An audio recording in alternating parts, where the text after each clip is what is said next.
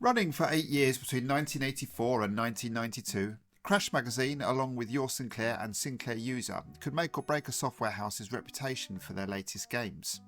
Get a crash smash over 90%, and there was every chance your game would sell well with core readers and beyond. The importance of this award was typified by game compendiums of crash smashes. It was no small thing.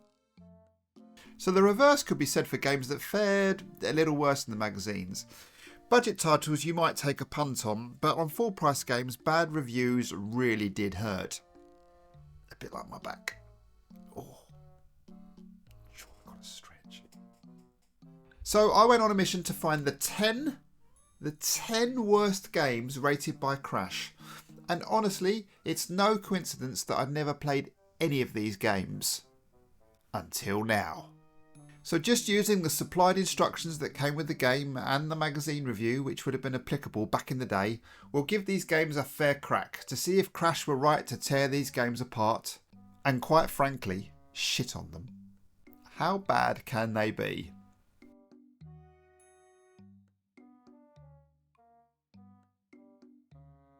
Well, if number 10 is anything to go by, really flipping bad.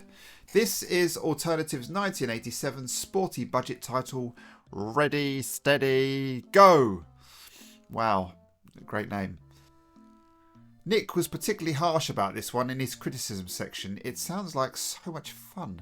My poor fingers! Remember Daley Thompson's decathlon all those years ago? You had to wear out your spectrum membrane to complete one level? Well, multiply the frustration of that by 10 and you could really be getting close to Ready, Steady, Go. The control method is appalling. The graphics are basic and there is hardly any sound at all. And if that isn't enough to put you off, then this will. It takes what seems like 5 minutes for the computer to recognise that you've pressed start, and it's almost impossible to qualify. Don't buy this unless you have super hydraulic fingers and a very high level of patience. I have super hydraulic fingers and I have patience, so I am pretty confident I can do this. Let's go. Now, I'm using an emulator here and a modern keyboard, and this is the first level and it's impossible.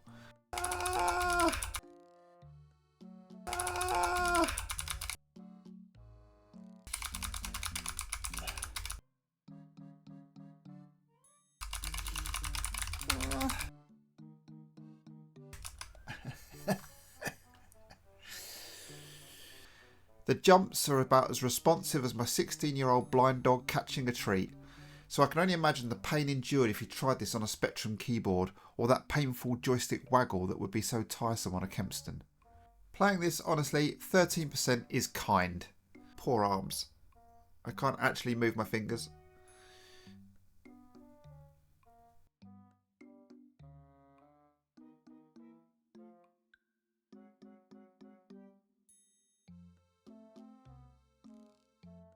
Heist 2012 from 1987 is another budget title where we see what banks were like 11 years ago. This time our offering is from Firebird, and interestingly Sinclair User gave this 8 out of 10. So why did Crash hate it so? Well, it's Nick again who kicks things off. Heist 2012 is the worst game I've yet reviewed at Crash. It's just a bad imitation of Jet Set Willy. The opening music is Flapdoodle, Nick Roberts' Daft Dictionary. What? And there are the usual unimaginative monsters like blinking eyes, moving splodges and big lumps of something. The gameplay isn't very exciting either. Nick, 10%. So the low score is maybe down to it lacking any originality by 1987? Possibly fair. But is it a crap game? Let's have a quick look at the cassette inlay. Wow, look at that. We have a dusty bin on wheels and some very dubious artwork. And look at the description on the back here. Hack and grab your way to the computer core. That's it. And then just that different thing in different languages. Awesome. And yep, it's crap. I kind of agree with Nick again, although 12% overall is a little harsh. Maybe, I don't know, 25%? Around that sort of mark would have been fairer. But it is a piss poor affair. Look at this jump mechanic. It's horrible. There's nothing pixel perfect here. and the screens are not very inspiring at all. I played for a good 15 minutes, but I dozed off for 7 of those, only to be woken up by the god-awful music.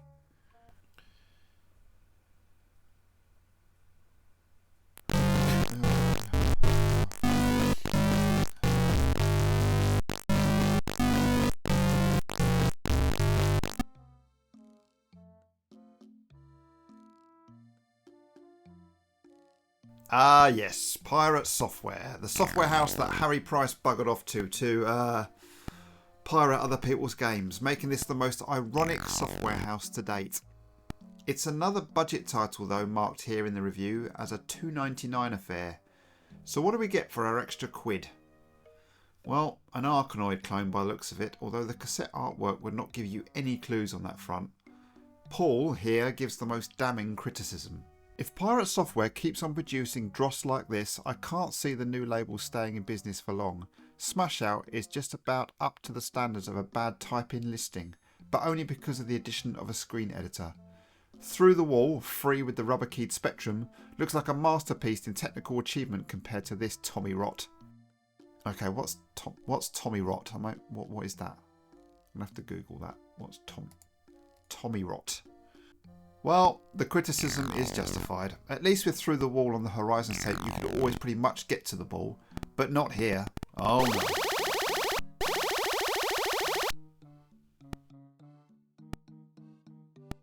Oh. What the? Come on. Oh, for goodness.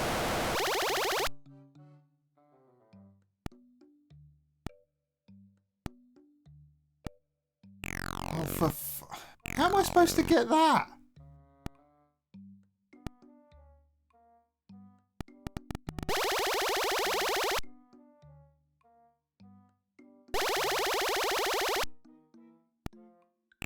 Oh, come on! It moves seemingly at the same speed, slow or fast, and is impossible to get to most of the time.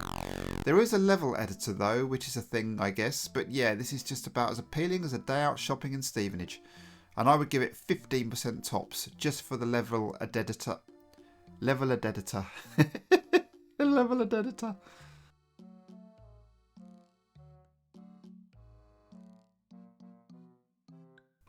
Now, this one's a controversial one. When it first came out in 1984 under the Wyvern label for £5.50, Crash gave the game a whopping 53%.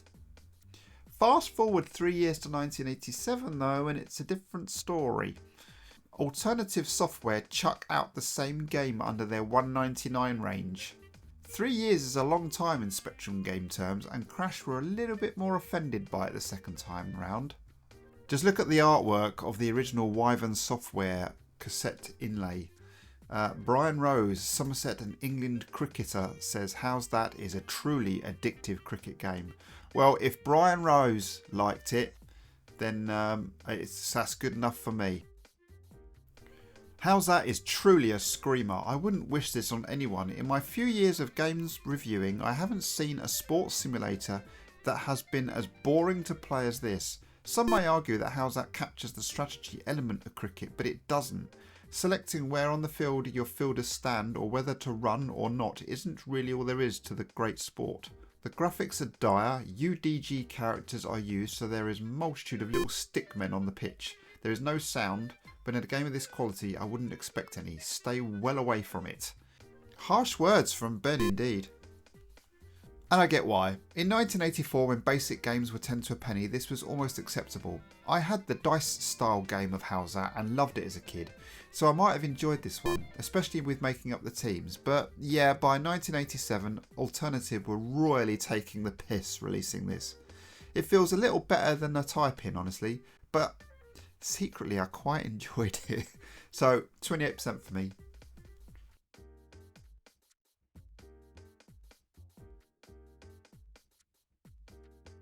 Ooh, a full pricer up next, and from 1986. Could this be a good one? Well, looking at the cassette box art and this fantastic poster, I'm already letting out an excited wee. But before I wet my trousers anymore, let's just see what Crash have to say. One thing I didn't like about Realm was the need to load in different dungeons every time I wanted to play. There's nothing special about any of them as far as I could see, so why weren't they all put into memory together? The graphics in the game are far too small and indistinct. Just one character square and they flicker awfully. So badly I suspect the movement routines are in basic. There's virtually no sound at all and the gameplay is far too easy to appeal for long. I've enjoyed some of Areola I don't know how to say this. Areola Soft's game recently, like Panzerdrome and Think, but Realms of Impossibility is a major letdown. Oh man, multi-loaders were a pain, so I'll have to remember to take that into consideration. But for 1986, this is bad. Really bad. In 1983, it might have been passable, but by this time, what some game developers were doing with the system made games like this embarrassing. Especially when they were asking £8 for them. This is the worst one so far. I'd give it 5%. And I even managed to complete one of the dungeons. So, you know, my gameplay, that says a lot.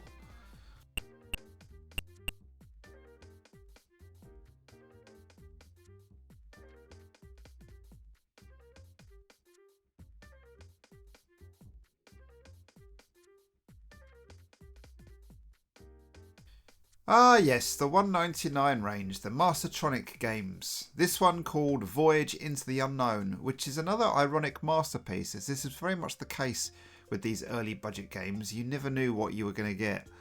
It seems the premise of the game went down a lot better than the execution. This game sounded quite good with a fairly straightforward idea behind it. Just find the crystal, it said. I tried and I tried and I tried. And all I got was to be sucked into black holes and out through the other ends, landing on weird planets where I couldn't do anything at all. Fighting off enemy ships that appeared for a blink on the screen and then disappeared, killing me off in the process. Playability wise, this game scores 0. You have no control really over the game. A total mess. And I have to agree.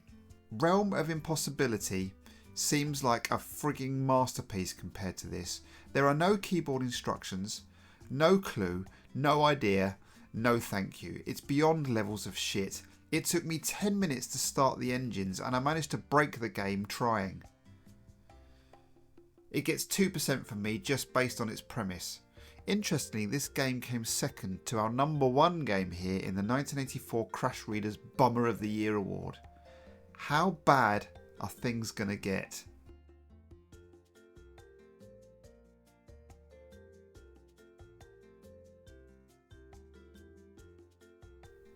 Okay, a bug bite game up next, so it's got to be okay, right? $2.99, 1988, Piggy from Bug Bite. But let's have a look. Well, the cassette art doesn't help. Look how shit this is. But at least the premise is simple. Just collect items and build a house, okay? Crash's hate here? Ha ha ha! Bug Bite was around at the very beginning of the Spectrum time, and this looks like an unreleased 1983 game. There is a grand total of 1 joystick option, set keys, a strong contender for the worst tune of the season, and graphics which are bettered by most on-screen demos. Piggy is probably, along with Top 10 Hits Gridiron, the worst game I've played. Mike, 7%. Oh, how bad can this worst tune be? Let's see in the analytics after this video's gone out. How many people stop the video at this point? Are you ready? Are you ready for this? Go.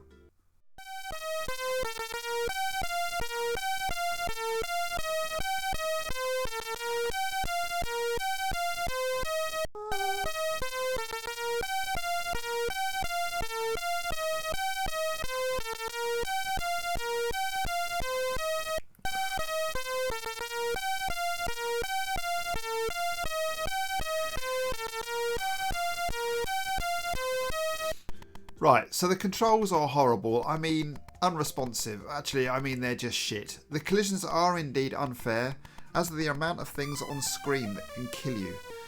No wonder he wants to build a house. You'd never go out with this lot in your backyard. Saying all that though, this was better than the Heist 2012 shitfest. But only just. I'm going to give this 26%.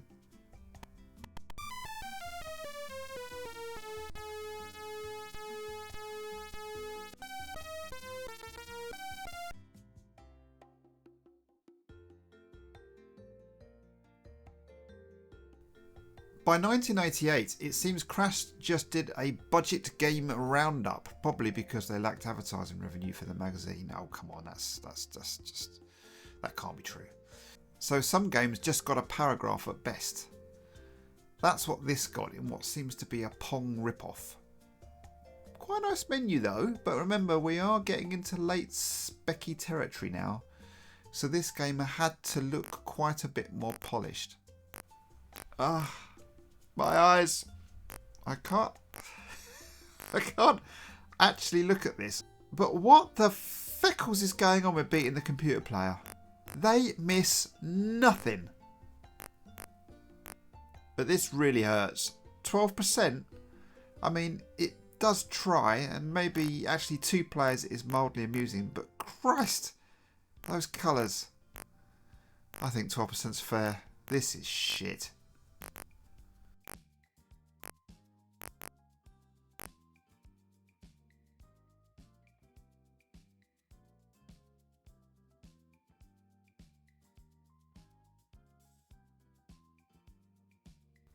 So out of all the games in this top 10, Flight Path from Anirog, what is with these software house names, is the one I was dreading the most.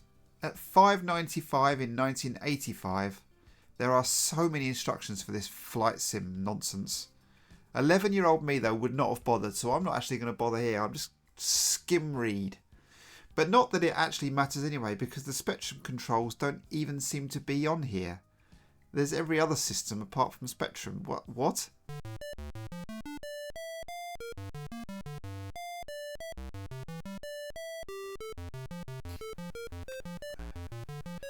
This could be the best bit of the game.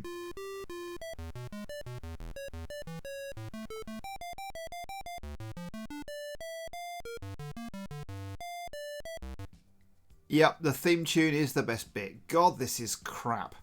I went with the keys that Crash think are right, but they are so unresponsive. Anyways, who knows? Was there any quality testing back then?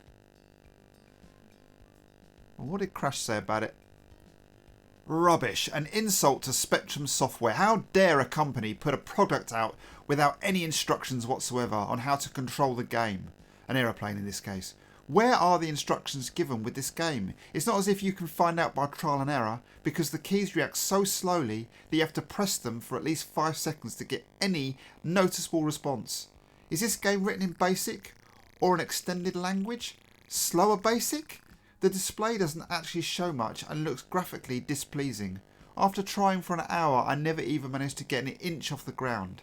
Did I read the price correctly? Is it £5.95 or 59 pence? Because that's about as much as it's worth to me, the price of a blank cassette.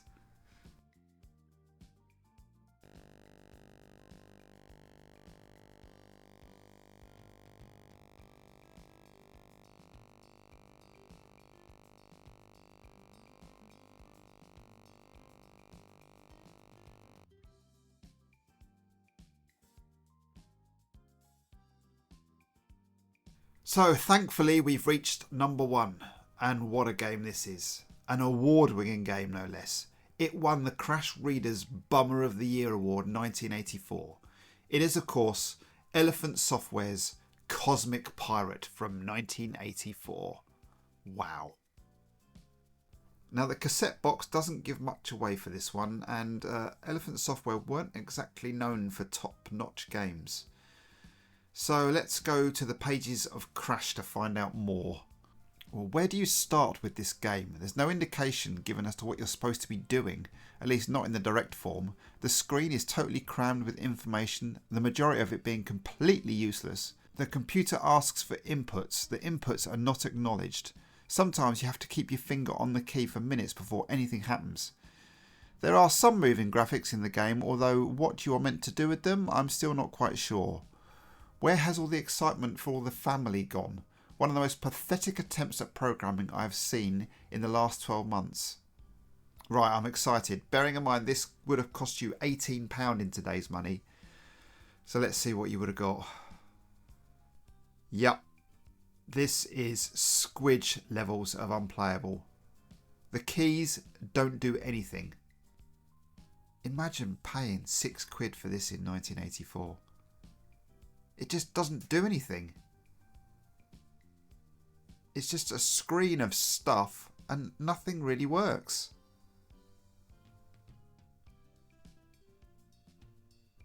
%3 is actually quite kind. Yeah, I can't play this. It's just too bad. So there you have it, the worst 10 games in the Crash Magazine's history. And to be fair, I can't argue with any of them. Maybe Howzat?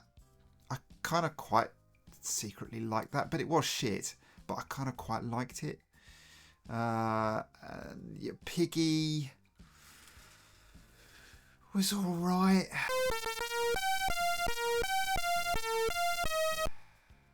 I mean, Heist was okay, I guess.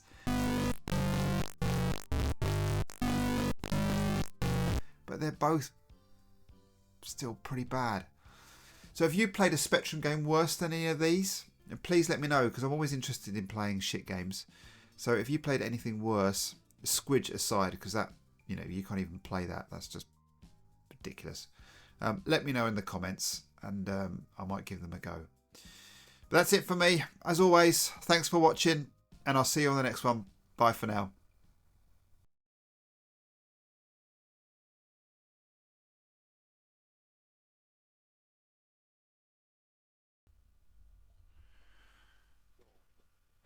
Oh, it's so cold. So cold. And I have a cold too.